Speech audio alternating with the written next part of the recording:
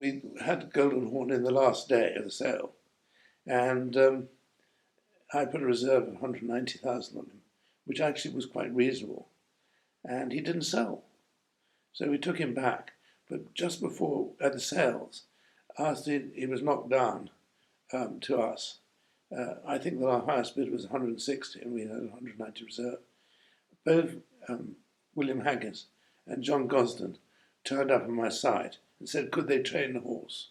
So obviously it was a much better looking horse than we had quite realised. I mean, they both were there within a fraction of a second. And I think John Gosden got there first. So I always felt a bit sorry for William, because William had been, I think, it was marginal between the two. And so that, once we got Golden Horn, of course, we were very lucky, and he did incredibly well, as everyone knows. My ambition had always been to win the Derby.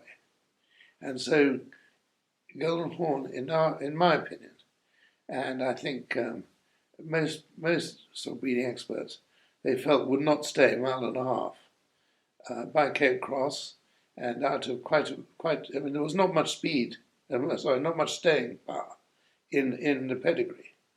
There was a ledge, but back a bit. There was nothing really to reckon they would stay a mile and a half. And so when we came to race him,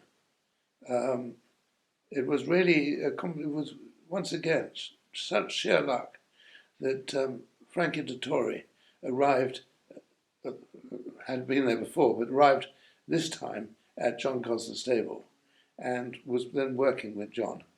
And it was he who rode the horse and said, look, this horse, John Gosden wanted to win the guineas with him, but because he thought he'd win the 2,000 guineas. But Dettori said, no, what I advise is the horse is immature slightly. Yes, he will win the 2,000 guineas, but you'll ruin him because it'll be take too much out of him. Go a longer way. And so we went to a mile and a half, a mile and a quarter, and then a mile and a half. Anyway, so we went to the Dante, and I was not sure we'd stay 1 mile, 2.5. Anyway, at the end of the race, he was rocketing away and won very easily. And I noticed, looking at the videos, that the jockey couldn't pull him up very easily. So I thought, well, hold on a second. 1 mile, 2.5. Add a half of not being able to pull up. That's 1 mile 3. They want £85,000 to enter the horse for the Derby. And I've just won 80 something, roughly £80,000. So maybe I should go for the Derby, because that's my dream. And so in the end, although I was pretty confident he might not make it, he might not stay. I knew he was a brilliant horse, but didn't think he would stay. Anyway, as you know, he stayed very easily and was actually a very good horse over 1.5 miles and 1.25 miles. He did have virtually everything, although we had to miss out the King George and Queen Elizabeth downstairs because it was too soft. It was a bog down at the bottom there. That was a pity because I wanted to win that.